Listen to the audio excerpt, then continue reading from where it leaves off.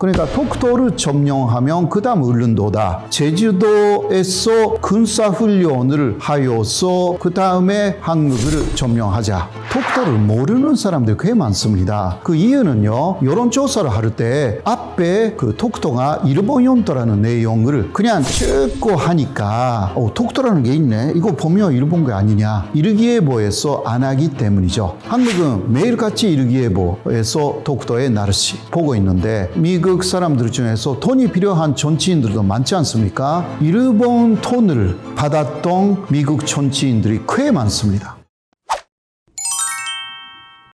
네, 여러분 안녕하십니까? 저는 세종대학교의 호사카 유지 교수입니다. 인사이트 코리아에 이렇게 초청 받아가지고요, 대단히 기쁘게 생각합니다. 저는 1988년에 한국에 왔고 2003년에 한국 사람으로 국적으로 완전히 옮겼기 때문에요, 현재 한국 사람입니다. 한일 관계 연구를 쭉 하고 있고요, 독도 영유권이나 일본군 위안부 문제, 간제징용 문제, 일본의 특히 극우 정치인, 이러한 부분도 쭉 연구해 오고 있습니다. 간단하게 말하면 먼저 한국에 왜 왔는가라는 이야기부터 시작되어야 되는데, 대학교 시절에 우연히 면송황후 씨의 사건을 알게 되었습니다. 거기에 많이 충격을 받았죠. 한국의 황후를 일본인들이 살해했다, 그러한 역사가 있었다라는 거, 일본에서는 가르치지 않는 부분이죠. 입장 바꿔서 생각하면 일본의 황후를 외국 사람이 살해했다고 하면 그 외국을 그렇게 쉽게 용서할 수 없는 것이 아닌가, 이러한 생각이 들어서 한국이 일본에 대해서 상당히 복잡한 감정을 갖고 있을 것이다 라는 생각이 들어서 언젠가는 한국에 가서 한국말도 배우고 한국 사람들하고 이러한 역사라든가 지금 분단이 되어 있는 한국의 상황이라든가 한일 관계, 이런 것을 이야기하고 싶다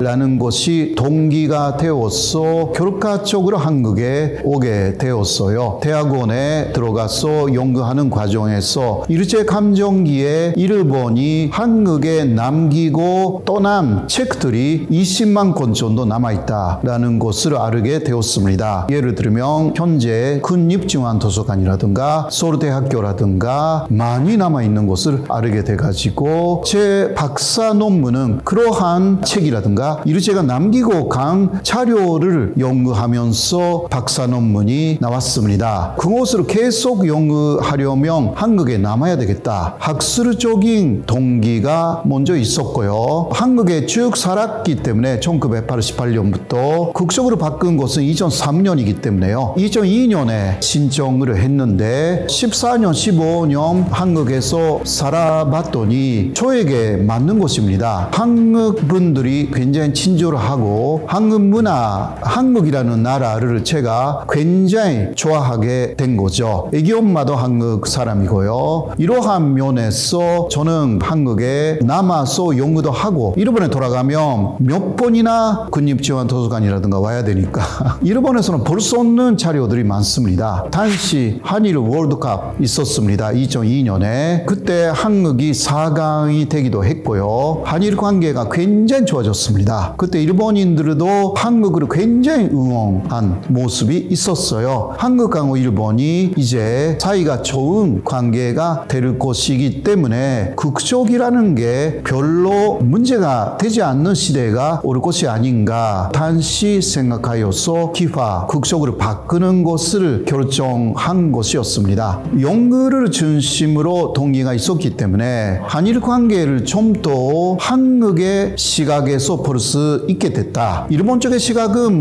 제가 금방 알 수가 있는 부분이고요. 한국의 역사라든가 한일 관계, 일본에 있었으면 일본의 시각에서만 아마 바라봤을 건데, 한국의 시각이라는 것을 좀 깊게 알 수가 있게 되어서, 그리고 세계에서 보는 한일 관계라는 것도 한국에 있으면서 깊이 알 수가 있는 기회가 굉장히 많았습니다. 그런 면에서는 학자 입장으로서는 이득이 굉장히 많았다. 그 손해본 것은 그런 면에서는 없었다. 그러나 초를 아무래도 끝까지 일본의 극우처럼 생각하시는 분이 가끔 계셔가지고 제 독도 연구라든가 이것은 순성이 없는 것이 아닌가. 결국은 독도가 일본 연도라는 것을 말하기 위해서 일부러 한국 연도라고 주장하고 있는 거 아니냐라든가 오해하시는 분들이 많지는 않은데요. 일부, 극히 일부 계셔가지고 혹은 제가 그 위안부 문제에도 상당히 많이 연구를 했습니다. 그런데 일본 쪽의 입장에 서서 위안부는 제가 주장하듯이 굉장히 피해를 입은 선노예였다라는 게 제 주장인데요. 자료가 많아가지고 그렇게 연구도 나오는 것인데 오히려 한국 사람인데 거기에 반대해가지고요. 일본 주장을 그대로 주장하면서 우리 세종대 앞에 와서 호사카 교수를 추방하자 이런 사람들이 있어가지고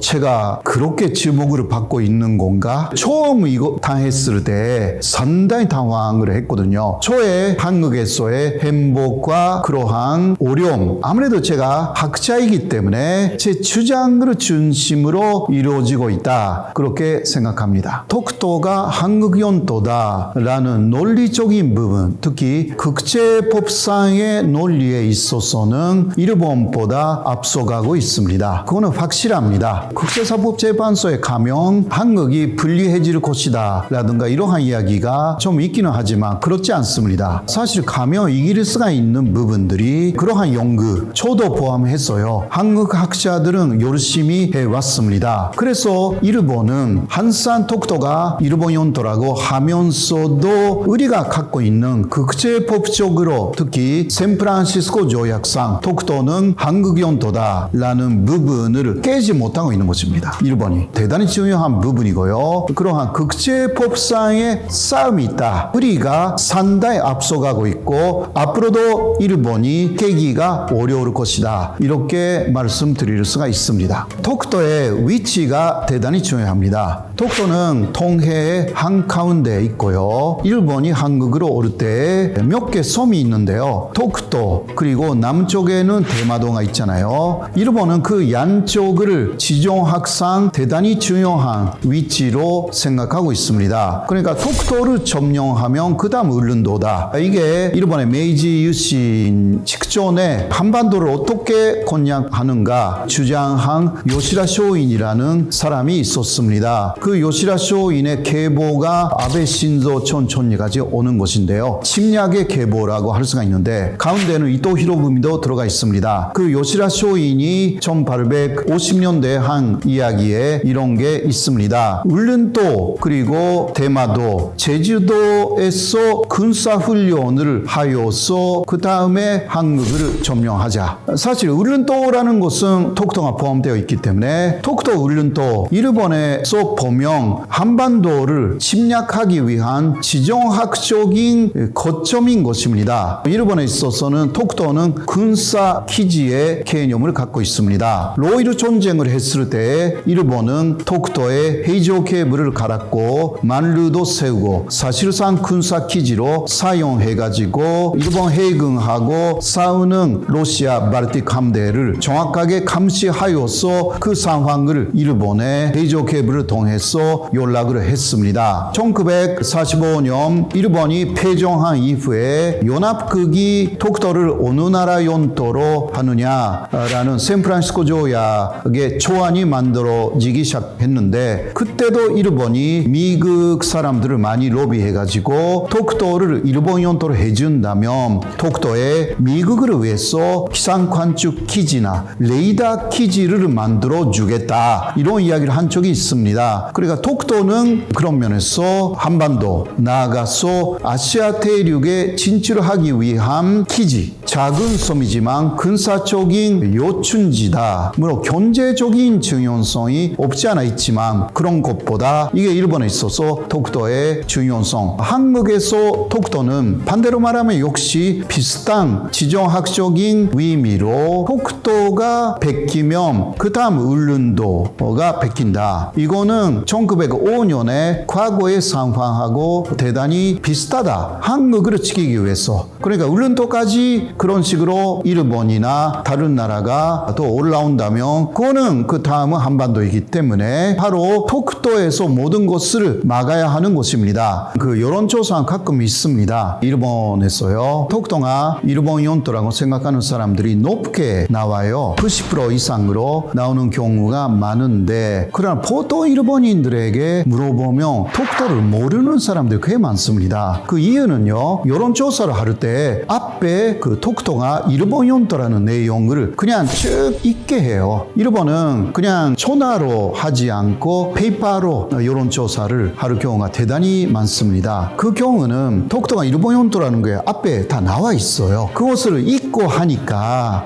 독도라는 게 있네. 이거 보면 일본 게 아니냐. 이런 식으로 해서 독도는 일본 영토다 라는 대답이 많아지는 것 뿐이지 보통 독도를 인식하고 있는 일본 사람들이 그렇게 많지 않습니다. 이유는 일기예보에서 안 하기 때문이죠. 한국은 매일같이 일기예보에서 독도의 날씨 보고 있는데 일본의 일기예보는 일본인이 살고 있는 데만 합니다. 독도에 일본인들이 살고 있지 않기 때문에 그 일기예보를 하는 대상에서도 벗어나 있기 때문에 절대 할 수가 없습니다. 그래서 일본인들의 머릿속에 독도는 없습니다. 그리고 교科書에 독도는 일본 영토다. 그렇게 거의 다 나와 있지 않습니까? 일본 정부가 그런 식으로 쓰게 만들었거든요. 그러나 한국하고 달리 일본 사람들이 그렇게 열심히 교과서를 읽지 않습니다. 그리고 일본의 사회과 선생님들도 가르치지 않는 선생님들이 많다고 합니다. 이유는 이거는 일본 정부의 주장이지 한국에는 한국의 주장이 있다. 이런 식으로 오히려 사회과 선생님들은 뭐니 해도 역사까지 공부하기 때문에 과거에 일본이 한국을 침략했다라는 것을 기본적으로 알고 있는 분들이 많아요. 그렇기 때문에 함부로 독도가 일본 영토다 학생들에게 가르치지 않는 선생님들이 많습니다. 혹시 가르칠 경우는 한국의 주장까지 객관적으로 가르친다고 합니다. 이런 면에서 일본 사람들이 독도에 대해서 절대적으로 일본 영토다라고 생각하는 사람들이 많지 않습니다. 오히려 고등학생에게 한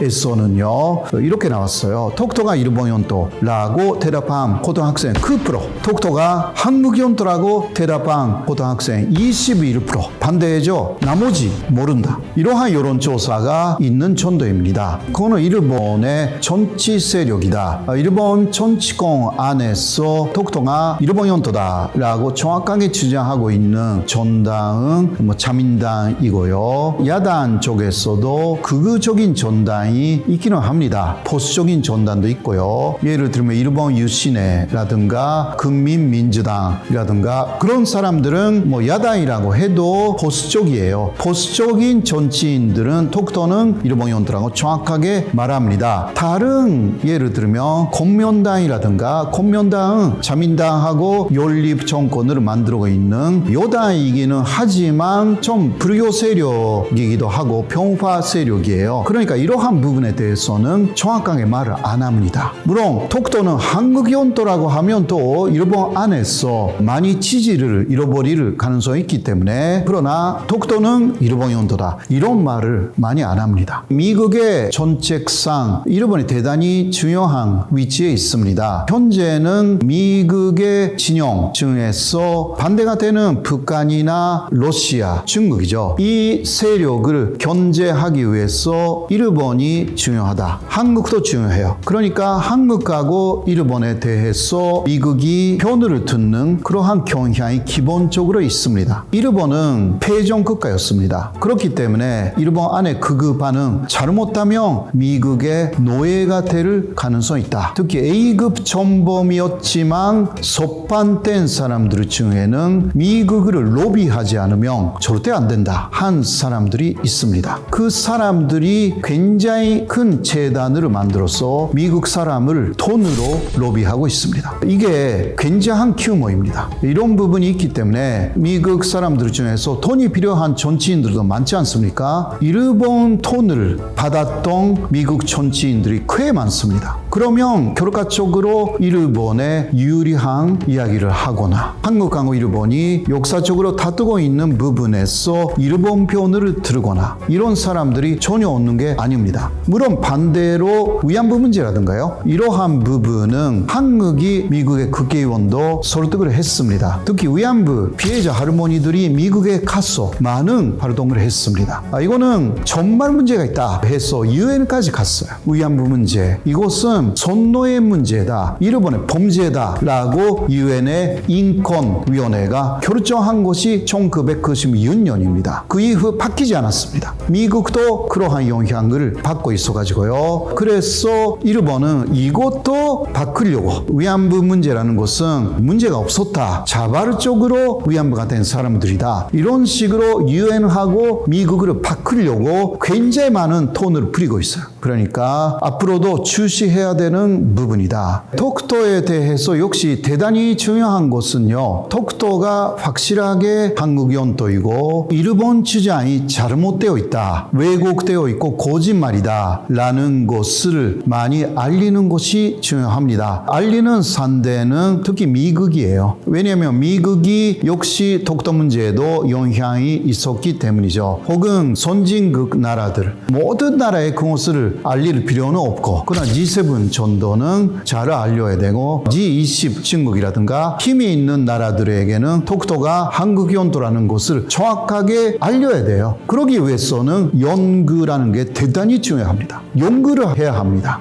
그냥 독도는 우리 갖고 있으니까 우리 것이다 라고 해도 이거는 세계에서는 통하지 않습니다. 이거는 이선적인 부분, 국제법적인 부분이 사실 세계를 지배하고 있는 이러한 부분이 있기 때문에 그것을 우리가 잘 알고 그냥 독도는 우리 것입니다. 막연하게 주장해도 그거는 어떤 면에서는 민간적인 차원에서 끝나버릴 내용이고 국가 대 국가에서 완벽하게 상대방의 여러 공격을 막을 수가 있는 가장 중요한 무기는 논리입니다. 근거가 있는 국제법에 입각한 논리. 그것이 정확하게 있는데 상대방이 그것을 어겨서 침공해 오거나 다른 말로 할 때는 세계가 인정하지 않기 때문에 그런 식으로 가야 되는 것이지 중요한 것은 독도 연구라는 거 여기에 많은 노력을 해야 되고 국가가 지원을 많이 해야 합니다. 사실 지금까지 국가가 많이 지원을 해왔어요. 그러나 조금 소홀하게 됐습니다. 독도 연구가 진전되어 있지 않다라는 것은 저는 많이 느끼고 있습니다. 제가 독도위원회 여러 곳에 참여하고 있기 때문에요. 독도 연구는 그대로 제자리 걸음입니다. 이거는 안 됩니다. 일본은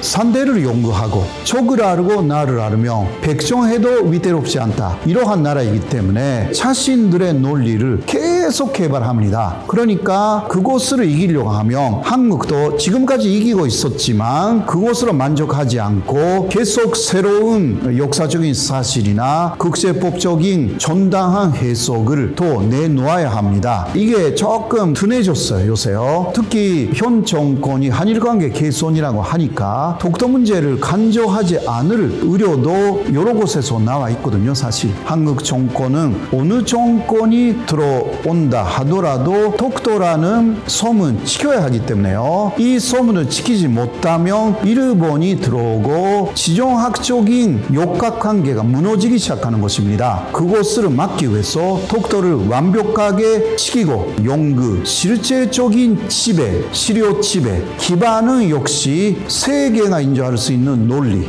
그건 양쪽 중요합니다. 논리만으로도 안 되고요. 그러니까 24시간 지금 해경청이 독도를 지키고 있습니다. 그 12해리를 쭉 지키고 있어요. 이런 거 계속 매일 해야 합니다. 일본은 3일에 한 번씩 13해리에 나타난대요. 그러나 우리는 24시간 매일같이 지켜야 합니다. 이런 실질적인 행동하고 머리로 하는 논리적인 행동, 연구 이게 대단히 중요하고 어느 쪽이든 소홀하게 하면 안 됩니다.